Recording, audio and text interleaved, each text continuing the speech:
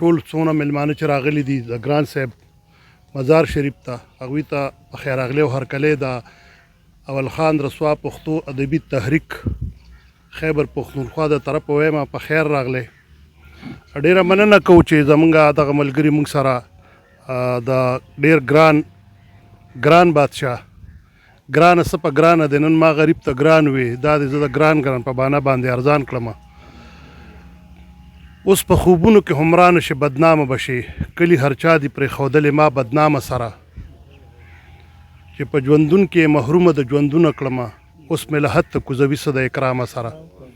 اکرام الله ګران بابا یو نوم، یو لوی شخصیت، د پښتو دپاره یو ډېر لوی زیان، د پښتو ژبې تاوان. اکرام الله ګران د هغوی مزار راغلي یو،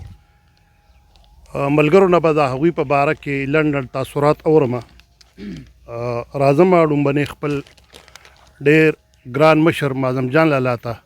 چې په هغوی باندې خپل تاثرات په لنډو الفاظو کې وړاندې کړي. راپسلنه به تېر وختونه نه شي، زړه ټکور به تش یادونه نه شي، او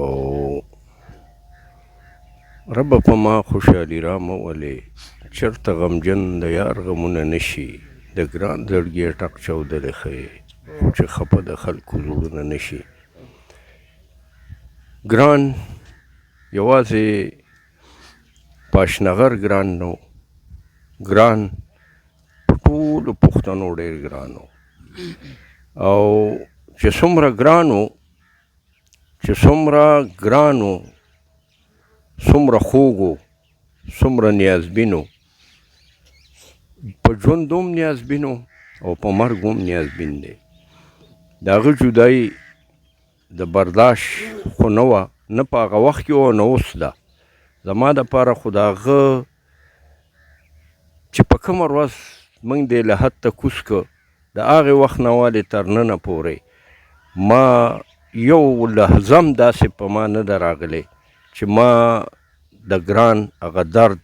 هغه بیلتون هغه برداشت کړی وي. زه په ګران ډېرې خبرې کولی هم نشم او وختي ما خبرې وکړې، خو د رسوا ادبي تحریک ډېر مشکور یم چې هغوی نن راغلل او د ګران په قبر باندې د دې ملګرو د هغه یاد تازه کړ. زه ډېر شکریه ادا کوم د هغوی هم او د ټولو ملګرو شکریه ادا کوم. الله په ژوند کې اسانتیاګانې راوله. ډېره مهرباني، والسلام. میده نظر د اکرام الله ګران بابا د څنګ یار او د هغوی رور ظفر باچا ته خواست کوم چې په هغوی باندې څو خبرې وکړي. جی څه وایي جي ګران بادشاه غوره کوي؟ نو زه بیمار یم، څه خبرې وکړي ګران بادشاه غوره کوي؟ څه وایي؟ ستاسو ډېره زیات شکریه زه ادا کوم اول خان رسوا ټولنې چې هر کال د هغوی د دوی د هغوی دغه مناوي او یاداشت کې ساتلي، او د ډېره مینې او د هغوی د مینې او تاسو د مینې او د دغه احساس دغه دی چې تاسو هغه سره څومره مینه ساتئ او دغه اظهار دی. نو زه بس نور به څه ووایم، خو بس تاسو به ټول دغه چې څوک راغلی د دې ټولو شکریه ادا کوم.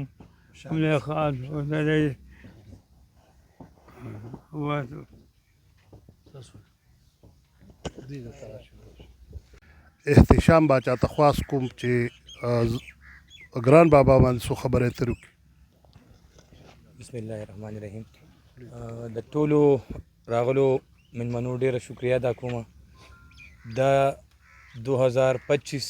د جي 2014 د وفات کال 11 کال دی، خو د ملګرو نه، کشرانو نه، د وروڼو نه، دوستانو نه له اوسه پورې مې هېر نه، او انشاءالله زما امید دی چې د ده را مینه به ورځ تر ورځه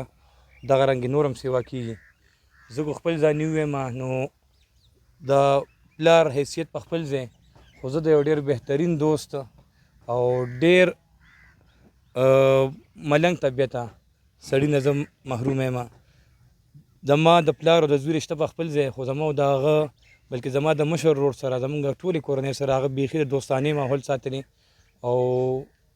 خامخا خفګان خو وي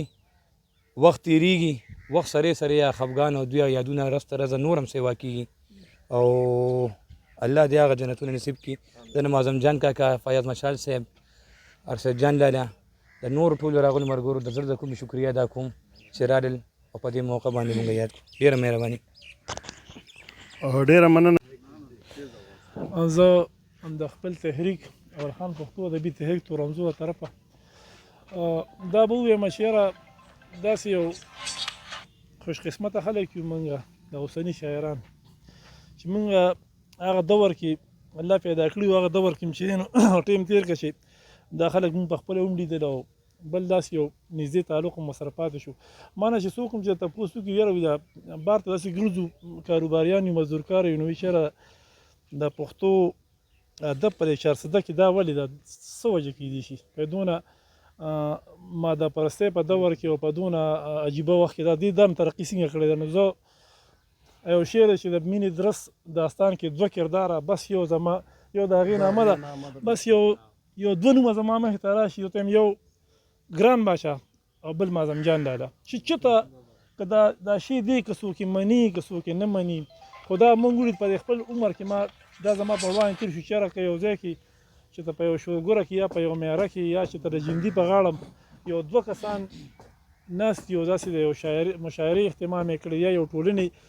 جوړولو کوشش یې کړی دی نو دا دوه کسان به چې دا به زما مخکې دا به ورته رسېدل په پوله به ورسره کټ په مقصر نو ما لیدلي چې یاره د دې پل مالک یتیم یو پروګرام او دا دواړه کټ هملته نو او داسې اړ په شکال ګرمي وه که نه چې مونږ وایي چې خدای پاک دا مشران وتښتي چې مونږ هم وتښتو خپله ته چې دوی دې پاسي چې اوس مونږ هم وتښتو د شرمه نه تښتېدو خو درته وایم چې یاره که څه دي نو مسغه دا دي دا چې دي الله دې د دې سورې زموږ په سر باندې قایم او دایم ساتي او انشاءالله تعالی دا تحریک دی دا مې تحریک نوم دی دا مې تحریک نوم دی دا به انشاءالله تعالی د لالا په شکل کې او د هغه نه پس بیا زموږ د ملګرو په شکل کې دا به انشاءالله دا ادبي تحریک په چارده کې جاري وي او زه د خپلو ملګرو او خاص کر د خپل تحریک ډېر شکرګزار یم چې یاره دوی هر کال دا ورځ هم ورته یادوي دا ټیم هم ورته یادي او انشاءالله تعالی د ګران بادشاه تحریک ادبي او د مازم جان لالا تحریک دا بس دغسې قایم او دایم او جاري او ساري وي زمونږ منډه به ورسره وي دوی به مخکې مونږ به ورسره یو مونږ به پسې یو داسې یو پروګرام ماله ډېر داسې زلزله مې وویل چې یو شی راسې راغونډ کړي دا ټولې ټولنې راغونډې کړي چې بیا لکه ګران بادشاه پسې په دې مړونې جاړو او په مړونې یادو نو په جمدونې قدر پکار دی د مازم جان لاله قدر پکار دی لږ شان دي چې کوم دي نو خلکو دغه کې دا اساسه ده د دینه پیدا غشتل پکار دي د دینه چې کوم دي نو دا یوټیلایز کول پکار دي چې یاره دینه سره یې څه زموږ بدقسمتي دا دی چې مونږ بیا د مرګ نه پس جاړو بیا به مونږ مازم جان لاله پسې هم جاړو نو زمونږ خو الحمدلله زه د خپل ټولنې خو په دې فخر سره یم چې یاره زمونږ تحریک نن هم دې مشر ګڼلی دی بیا به هم مشري بیا به هم مشري انشاءالله او د دې په سرپرستۍ کې د دې په قیادت کې به انشاءالله دا د پښتو ادب د ترقۍ د تحریک دا به انشاءالله جاري او ساري وي ستاسو له ټولو ملګرو یو ځل بیا مشکور او ممنون یم ډېره مهرباني الله هم خوشحاله او آباد سات وایي څوک مې وجني لاس یې هم نه نیسم زما په یو حالت کې شر نه لګي خواست په کومه پیاز مشال ورور ته چې ګران بابا سره ډېر وخت تېر کړی دی هغې ته به خواست کوم چې د ګران بابا باره کې څو خبرې وکړي. ډیره مننه ساګر صاحب بلکې د مننې د الفاظ هم ډېر ماته واړه ښکاري چې تاسو کوم ستاسو د تحریک رسوا ادبي تحریک دا کومې هلې ځلې او کوم ستړی کوئ نو د شکریه الفاظ ماته ډېر واړه ښکاري خو دونه به وکړم چې دعا به وکړم چې خدای تاسو له نور هم توان درکړي توفیق دې درکړي چې دغه شان خپل مشران تاسو په ژوند هم قدرولي دي او په اوس هم موږ دا نه وایو چې هغوی لکه صرف زموږ د سترګو نه پناه شوي دي نور خو زموږ په زړه کې اوس هم دي ذهن کې د هغوی افکار ژوندي دي او هغوی به تل تر تله ژوندي وي. ما یو دوه درې شعره پرې لیکلي مو خو هغه بیا چېرته مقبل شوی نه وه په ریډیایي دنیا خو ما ویلي وو په ټلویزیون مې ویلو خو داسې و چې د زیږون سره خالق مرد انسان پیدا کړي چې د زیږون سره خالق مرګ د انسان پیدا کړي نو یقین مې نشي چې دا خاوره او بل ګران پیدا کړي چې د زیږون سره خالق مرګ د انسان پیدا کړي یقین مې نشي چې دا خاوره او بل ګران پیدا کړي او هغه ملنګ خدای راستون که د اجل د خولې نه هغه ملنګ خدای راستون که د اجل د خولې نه د درد خواږه چې په غزل کې د رومان پیدا کی او د احتسام او ابوذر اوښکې به څوک کوچوي د احتسام او ابوذر اوښکې به څوک کوچوي د دوی د زړونو له څوک څنګه به اطمینان پیدا کی نو دا ده چې بس ټول ملګري ښه په اتفاق باندې راغلل او بلکې زه دا وایم د ملګري وي چې لکه کارونه ضروري و نو نه دا کار ضروري و اوس ایله موږ خو صحیح کار له خوست رالو نو انشاءالله که خیر او زه بیا هم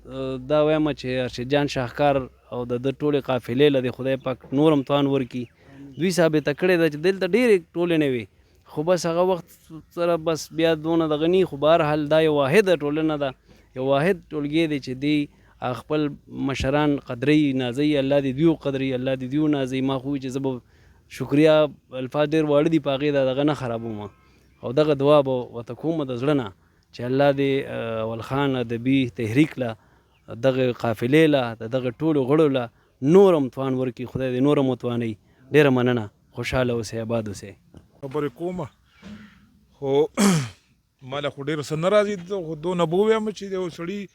ذهني لیول ته وپېژنې په هغه به خبرې وکړو نو موږ خو د هغه لیول څنګه د پېژنګلو نه بار دی که نه خو دا به ووایم چې یو دوه درې واقعات خو ډېر دي چې یو ځای وځای کله ګرځېدلی یم نو پېښور ته تلو نو یو واقعه به پکې ووایم نو دا جن د فلورمیل نه دی له چې ورسېدو نو وی ومې وله جن دی خو ومې وله فلورمیل نوم یې دی نو یا به وله فلورمیل خو یا وله جن د نوم یې خو که نه نو زه به صرف دغه دوه خبرې مې ذهن کې وي نور چېرته به ناست وو نو چېرته څه خبرې مبرې به ملګرو ورسره کونې بعضې څیزونه به هم پېژندل چې او دا مونږ ذهن به م واغېستې چا دې تپوس وکړو چې ویې ګران جرګې ټک چاودلې ښې خو چې خفه خلکو زړونه نه شي دا یې څه پسې ویلو وی دا د علم کې هم سنباس ورته ووي چې چا ورته وي باچا صاحب خبرو هغه شی دله وي خراب کړی دی ریډیو یې ورته یادو که نه دغه ټایم د دا ما ته دا خبره اورېدلې وه جي او نور بس هغه خو دا ټول درس د هغه عزت دی دا څونه خلک چې راټول دي دا د هغه یو مقام دی ځکه خلک راټول دي که نه نو بس زه یم چې نور څه زه کوم یم چې دغه هغه په هغه شان کې څه کمي رانه ولم که نه نو به دوا ورته کوي او بس موږ هم د ده هغه محتاج یو مهرباني خوشحاله شي بسم الله الرحمن الرحیم ټولو نه مخکې خو زه د اول خان رسوا ادبي ټولنې شکریا ادا کوم چې دا ښکلې ورځ یې دلته ونمانځله او د ګران بابا متعلق خو ما سره الفاظ نشته چې زه هغه هغې ته پیرزون اړوان دی کړم خو زما چونکې داسې لږ تعلق د موسیقیا سره هم د ګران بابا ډېر څیزونه داسې وو چې هغه ما په موسیقیا کې د هغه غزلیات کمپوز کړي او ما ویلي په خپله باندې د هغې نه علاوه د ادب سره زما هم بس داسې شوق و نو زه به ګران بابا سره ډېر مشاعرو ته هم تلم راتلم او ګرځېدم به ورسره یو د هغه د ګران بابا ما سره ډېرې خوندي قصې دي ځکه چې زه به ورسره ډېر تړلې ګرځېدم خو مختصر دا چې کله د زما غزل کتاب چاپ شو نو دا یې ما له کور ته راوړه ماښام راغی ډېر یو ملنګ او عزتدار او ډېر دغه انسان و نو چې هغه کور ته راله راوړه نو ما ته وویل چې یاره دا کتاب به وګورې لږه ما بلکل جیو بیا ګورم نو چې ما سې مختصر واړو راواړو سیپه په سیپه مې وکتو نو ما ورته وی بابا په دې کې خو یو شی تاسو نه پاتې شوی دی نو ما ته وی څه شی رانه پاتې شوی دی وایي داسې خو کیدی نه شي میجي داسې کیدی شي نو د ګران بابا یو غزل و چې هغې لیکلی و قلمي نسخه یې ما له راکړې وه ما سره په جیب کې پرته وه هغه غزل خو بیا ما باچا صاحب له ورکړه هارون باچا له هغه د زل په سوري ته دې کینو که نور ته کینو موږ تودو سړو اغوښتي یو چې چېرته کینو او جنګ د بهر نه دی زموږ زړونو ذهنونو کې دی جنګ د بهر نه دی زموږ زړونو ذهنونو کې دی موږ د خپلو هنګامو نه څنګه بیرته کینو ساګر صاحب دا غزل چې مې ورته وویل نو ډېر زیات خوشحاله شو ما ته وویل چې دې غزل پسې خو زه ګرځېدم دا کم ځای نو ما ورته دا ما سره پروت دی ستاسو قلمي نسخه نو ډېر خوشحاله شو نو ما ته یې ویل چې دا غزل به ته ما له راکړې او دا به زه کتاب کې چاپ کوم چونکې زما غزل چاپ شوی و هغه ټایم سره نو هغې کې خو بیا نه کېده او ما ورته ډېره د خندا یو خبره وکړم مې باچا صاحب دا بل در کوم خو په یو شرطه وی په څه شرطه مې ما باندې به چې ولوا به را باندې خورې نو دا به در کوم دله نو ډېر یې وخندل ما ته وایي راشه که نه چې ولا به را باندې در کوم بهرحال هغه غزل بیا هغوی له ما ورکړ هغه چې کوم دی نو په دغه کې چاپ کړه دغه دویم کتاب چې کوم راغی ژوند د خیال په آینه کې نو په هغې کې چاپ کړه نو ګران بابا چې کوم دی نو ډېر یو ملنګ یو درویش انسان و او د هغې په شاعرۍ باندې د هغې په شخصیت باندې خبرې کول خو زموږ د وس خبره نه ده معظم لاله پرې ډېرې تفصیلي خبرې وکړې ټولو ملګرو پرې ډېر تفصیلي خبرې وکړې بس الله دې چې کوم دی نو د ګور د نوره ډک کي او د ټولو مردګانو اسلامو سره الله جنتونه ورکړي والسلام د ثواب په کار کې ملګرتیا وکړه یو جهان مننه په آخر کې به دعا وکړو چې ګران بادشاه له د الله پاک جنتونه ورکړي ډېره مننه